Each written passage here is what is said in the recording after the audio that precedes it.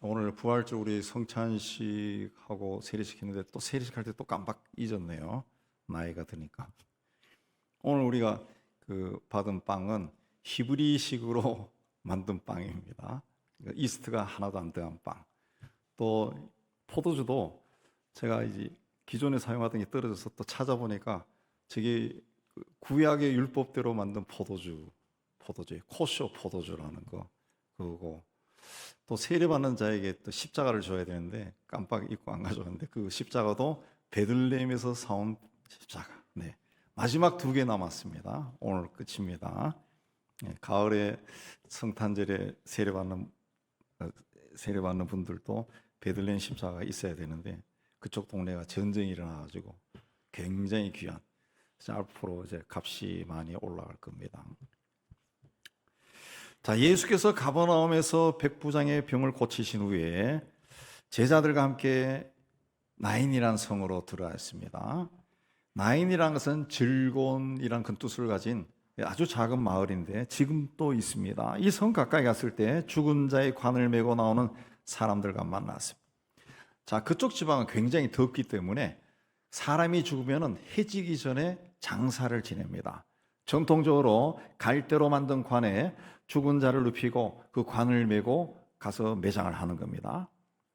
예수께서 성 가까이 이르렀을 때 마침 성문을 나오는 이 장례 행렬과 만났습니다. 그때 주께서 과부를 보시고 불쌍히 여기셨다.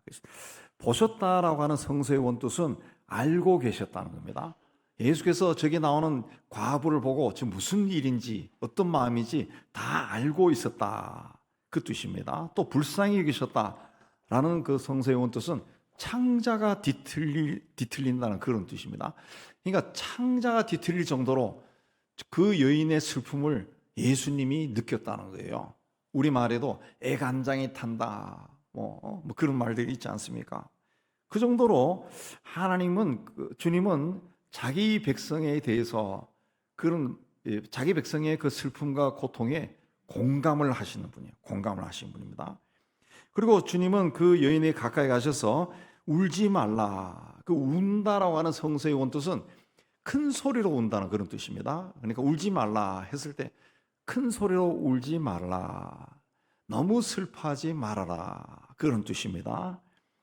자, 인간이 만날 수 있는 가장 크고 무섭고 괴롭고 두렵고 슬프고 절망스러운 것이 죽음입니다. 죽음은 무엇으로도 회복이 안 됩니다. 과학기술 문명이 아무리 발달해도 이 죽음의 문제는 해결할 수가 없습니다. 그래서 죽음을 만났을 때 사람은 절망하고 슬퍼하고 죽지 않기 위해서 애를 씁니다. 그래서 오늘 말씀의 여인처럼 죽음을 만났을 때는 큰 소리로 울부짖을 수밖에 없어요. 청년은 꿈이 있고 미래가 있는 사람입니다. 무엇이든지 할 수 있는 힘이 있고 건강이 있고 용기가 있습니다.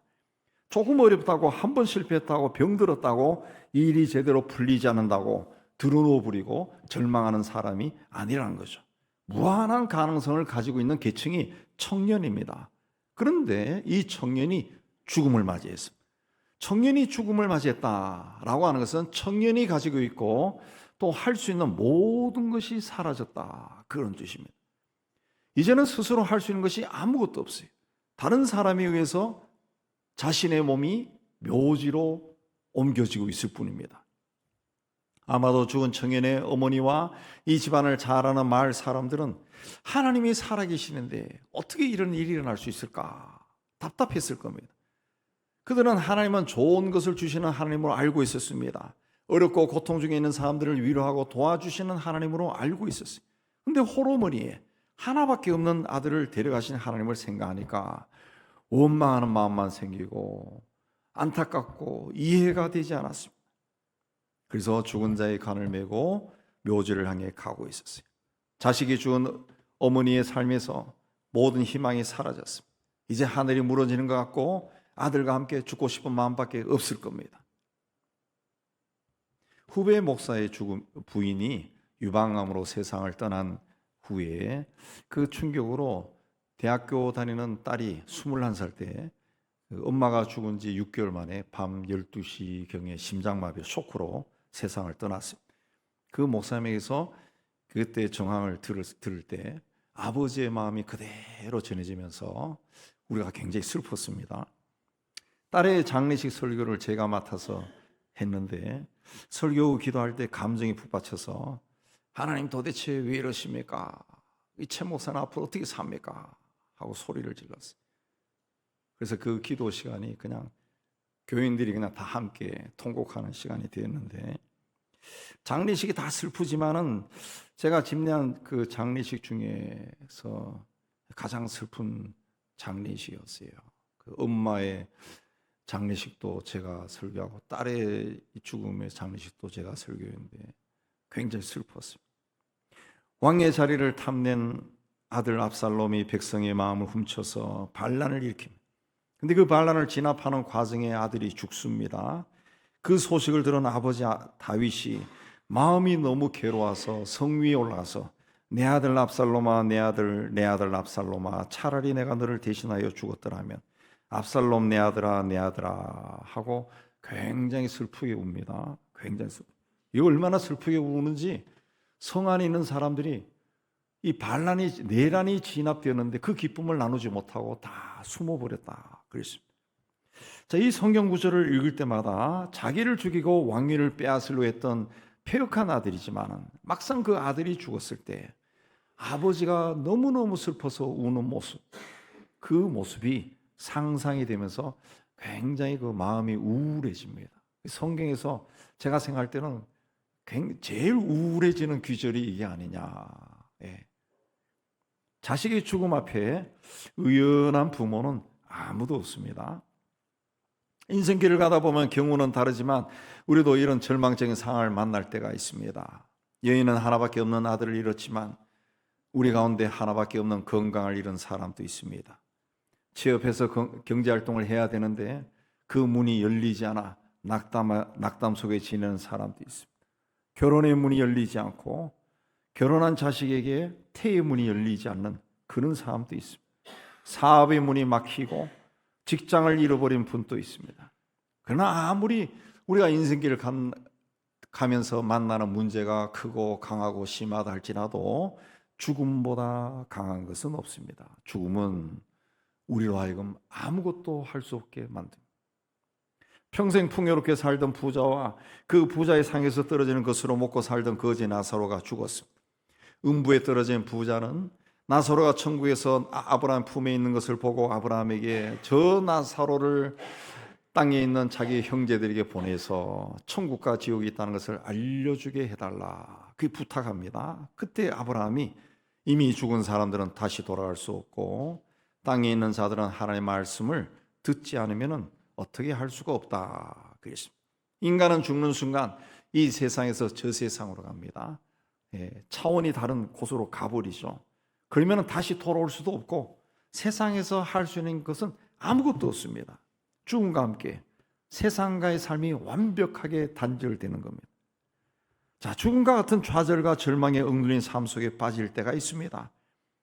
마치 죽은 사람처럼 되어서 나는 아무것도 할 수 없고 다른 사람들이 내 몸뚱이를 메고 어디론가 나도 모르는 곳으로 데려가는 것처럼 느껴질 때가 있어요. 차라리 죽었으면 하는 좌절과 절망감 속에 놓일 때도 있습니다. 믿음과 소망과 사랑도 다 사라지고 마치 죽은 사람처럼 좌절과 절망 속에 지낼 때가 있습니다. 그럴 때 우리 믿음의 사람들은 어떻게 해야 할까요? 한국교회에서 가장 많이 부르는 찬양 중에 하나가 나 가진 재물 없으나 이 찬양곡인데, 뇌성마비 장애인 송명희 시인이 19살 때 쓴 나라고 하는 그 시에 붙인 찬양곡이죠. 자, 이 송명희 시인은 1963년에 태어날 때 의사가 이 집게로 뇌를 잘못 건드려서 뇌성마비 장애인이 되었다고 합니다. 그냥 자유롭지 못한 몸과 가난한 집안과 억눌린 환경으로 자기 삶을 저주하고 어렸을 때부터 자기 삶을 저주하고 하나님과 부모를 원망했습니다. 16살 되던 해에 극심한 절망 속에 교회 강단 밑에 기어 들어가서 하나님 나를 살려주세요. 나 좀 만나주세요.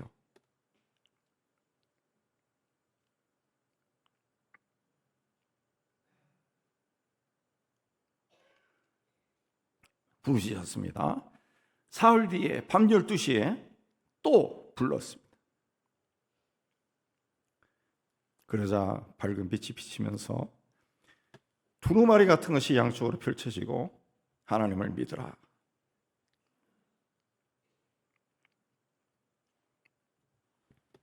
하나님을 믿지 않으면 죽을 것이다. 그런 글이 나타나는데 송신의 간증에 하면 이게 환상이 아니고 자기가 직접 두 눈으로 봤답니다. 그해 1979년 10월 어느 날 저녁 부흥회에 참석했다가 소녀는 자기가 죄인인 것을 깨닫고 이제 기도하기 시작했는데 눈물이 폭포처럼 쏟아졌습니다. 그날 처음으로 하나님을 아버지라고 불렀다. 그전에도 아버지라고 불렀지만은 그날 하나님이 아버지로 자기에게 왔다. 그렇게 고백합니다.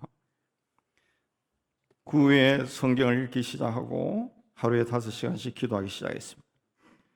그때부터 하나님께서 그녀에게 말씀을 들려주기 시작했는데 그걸 하나하나 받아서 노트에 적었습니다.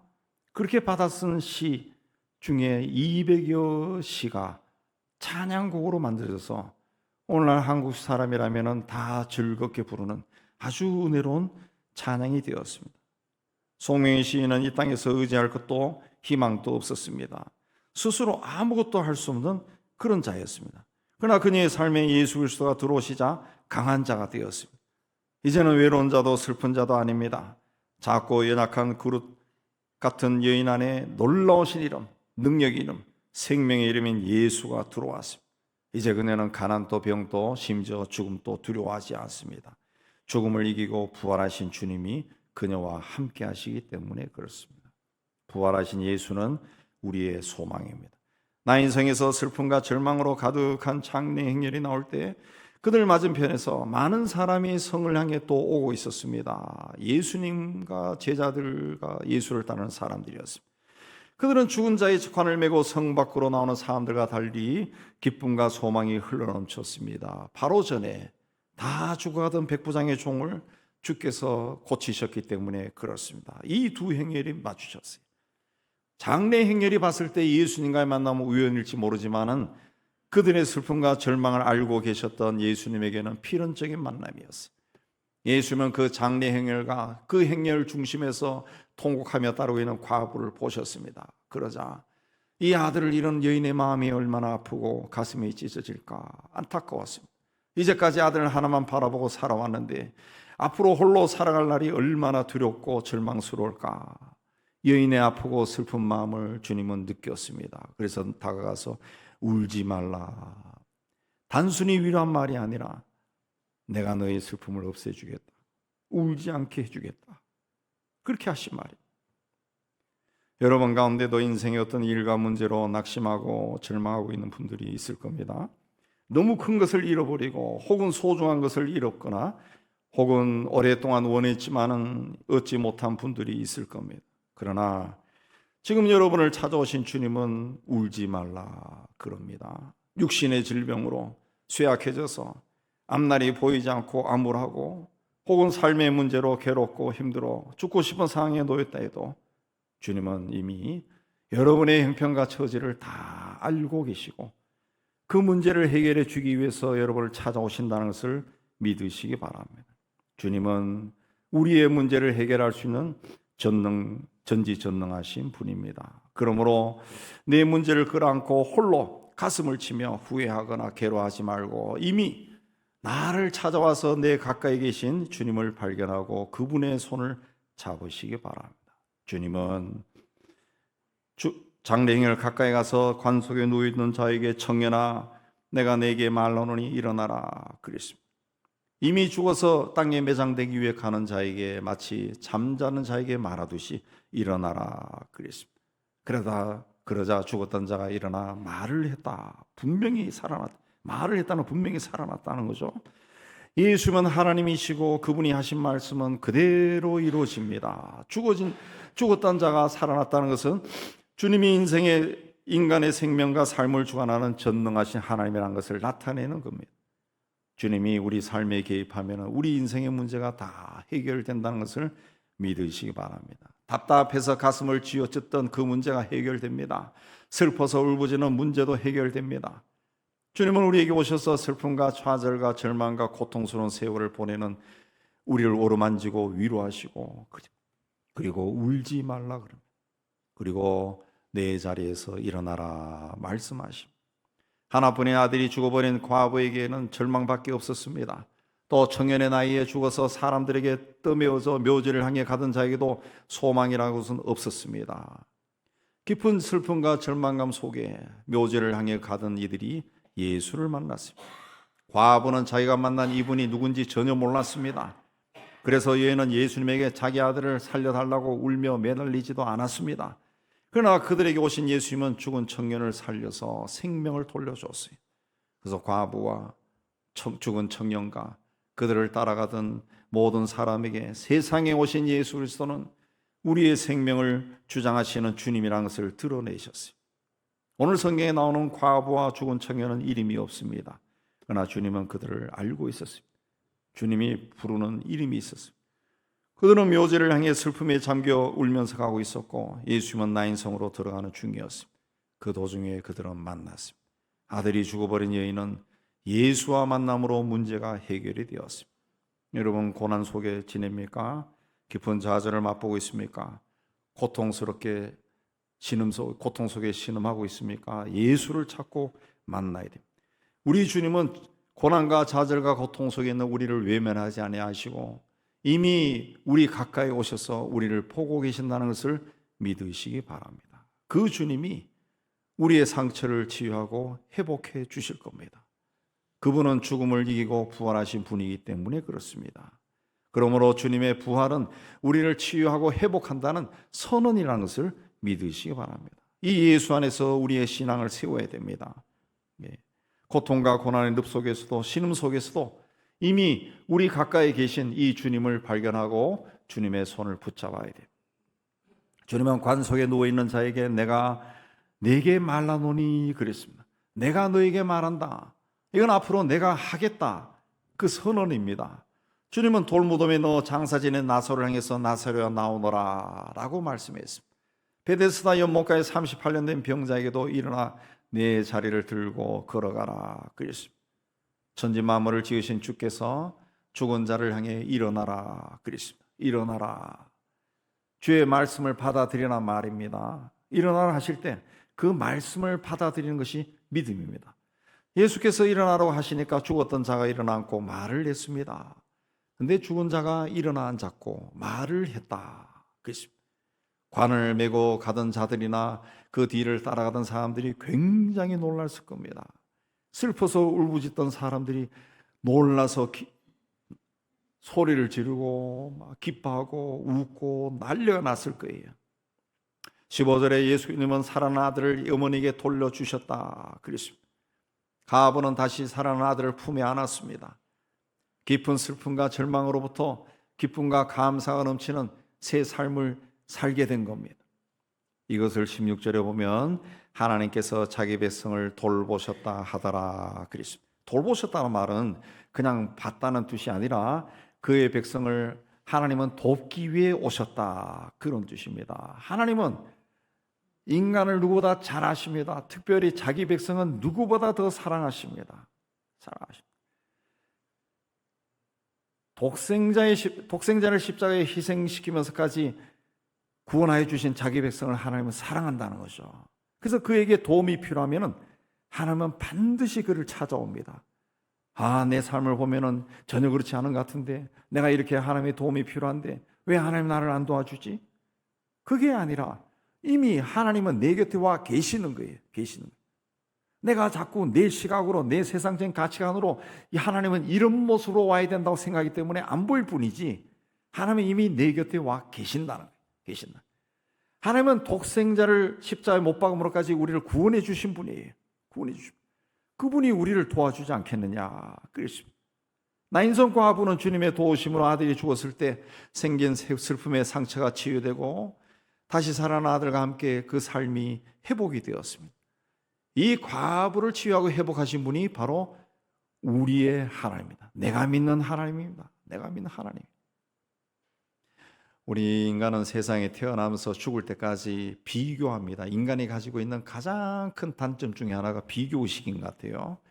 부모를 비교하고 집안을 비교하고 아내와 남편을 비교하고 자식을 비교하고 또 자기를 비교합니다.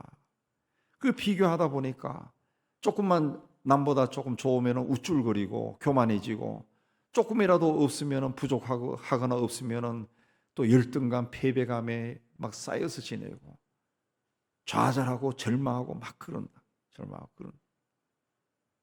나는 이게 없어. 나는 이게 없어. 비교하니까 없는 거지. 비교하지 않으면 없는 것지도 몰라요. 모릅니다. 하나님은 나를 사랑하시고 나를 위해 일하시는 분이라는 것을 여러분 믿어야 됩니다. 하나님은 세상에 나를 보내셨어요. 세상에 나와 똑같은 사람은 아무도 없습니다. 나밖에 없어요. 나밖에 없어요. 나를 위해 십자가에서 고통을 겪으시고 돌아가셨습니다. 나를 세상에 보내신 하나님의 계획과 뜻이 내 인생이 있습니다. 내가 너희를 버리지도 아니하고 너희를 떠나지도 않겠다. 그랬습니다. 성경에서 가장 많이 나오는 단어가 나입니다. 나 1인칭 내가. 하나님이 항상 내가 그렇게 말해요. 그 다음에 두 번째로 가장 많이 나오는 단어가 너입니다. 너입니다. 너. 뭐 성경이 전체가 하나님의 백성을 향한 말씀이고 구원을 향한 말씀이지만은 그 성경 말씀 전체가 하는 말씀이 나이신 하나님이 너인 나에게 하는 말씀이에요. 그래서 성경을 읽으면은 예수를 인격적으로 만나고 하나님을 인격적으로 만날 수 있는 이유가 바로 너에 대한 너에게 주신 말, 나에게 주신 말씀이에요. 나에게 주신. 그래서 제가 그 시편을 소리내 읽으면 엄청나게 은혜가 되고 살아계신 하나님을 만날 수 있다라고 말하는 것이 시편이 다 1인칭으로 있다. 1인칭으로. 막 읽다 보면 내가 막 기도하는 거예요. 내 기도하는 소리가 막 들려옵니다. 내 귀에 들려와요. 내가 기도하는 소리가 막 들려와. 그렇게 시편으로 기도하다 보면은 하나님의 그 존전에 들어갈 수 있어요. 하나님과 만남을 체험할 수 할 수 있습니다.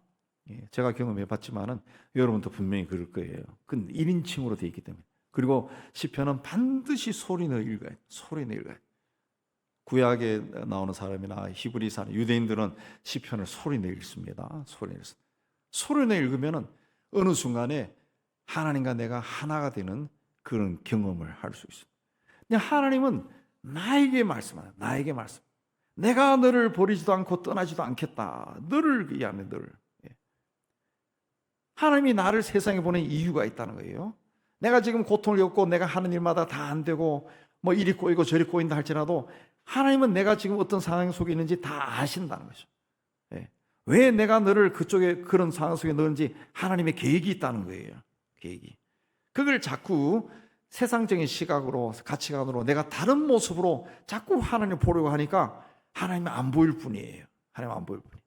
마음을 다 내려놓고 하나님이 어떤 모습으로 내 앞에 와 있는지 그거 상관하지 않냐고 내 앞에 와 계신 하나님을 보면 되는 거예요. 보면 되는 거예요. 그러면 하나님을 만날 수가 있어요. 주님은 슬픔과 절망 속에 있는 우리를 불쌍히 여기시는 분입니다. 우리를 찾아와서 울지 말라고 말씀하시는 분이에요. 그분에게 우리가 고개를 돌려야 돼요. 그분만이 우리의 눈물을 멈추게 하실 수 있는 분입니다. 우리의 아픔과 슬픔과 절망을 해결해 주실 수 있는 분입니다. 주의 말씀으로 절망과 슬픔과 죽음의 자리에서 일어서는 여러분이 되시기 바랍니다. 주께서 여인에게 울지 말라라고 하신 것은 죽음과 절망의 세계만 보지 말고 생명의 세계를 보고 소망을 가져라, 그 말씀입니다. 인간이 겪을 수 있는 것들이, 좌절스러운 것들이 세상에 굉장히 많지만 죽음보다 더 큰 절망은 없습니다. 근데 주님은 그 죽음을 이기시고 부활하셨어요. 다시 살아나셨어요. 죽음의 세계 너머에 주님의 세계가 있다는 것을 보여준 겁니다. 그러므로 우리는 죽음과 같은 절망 속에 있을 때조차도 죽음 너머에 있는 주님을 발견할 수가 있어야 돼요. 예수님은 절망과 슬픔 속에 나인성을 나와 묘지를 향해 가던 장례 행렬의 발걸음을 돌이켰습니다. 그래서 그 행렬은 다시 자기들이 살던 나인성으로 들어갔습니다. 노래를 부르며 들어갔을 겁니다. 기뻐하면서 들어갔을 거예요. 주께서 삶의 터로 돌아가게 한 겁니다. 기쁨으로 돌아가게 한 거예요. 눈물과 아픔의 길이, 죽음의 길이, 웃음과 평안과 기쁨의 길이, 생명의 길이 되게 하신 겁니다. 이 주님의 은혜가 혹 고난 속을 지나가는 죽음과 같은 절망의 터널을 지나가는 여러분 모두에게도 임하기를 주의 이름으로 축복합니다. 하나님 아버지, 인생 살아가며 모든 것이 편하고 잘 되면 얼마나 좋겠습니까만 내가 상상하지 아니하고 기대하지 않았던 일이 일어나서 날마다 가슴을 부여잡고 울고 슬퍼하고 좌절하고 그래도 문이 열리지 않고 희망이 보이지 않아 답답해할 때가 참 많습니다. 그러나 주님은 우리의 사정을 이미 다 알고 계시고 이미 나의 가장 가까운 곳에 와서 나를 향해 손짓하고 있다는 것을 믿음의 눈으로 다시 보게 하여 주시기를 원합니다. 그 주님의 손을 붙들고 다시 일어나서 죽음 같은 절망 너머에 있는 주님이 주시는 희망의 세계를 향해 나아가는 저희가 다 되게 하여 주옵소서. 예수님 이름으로 기도하옵나이다. 아멘.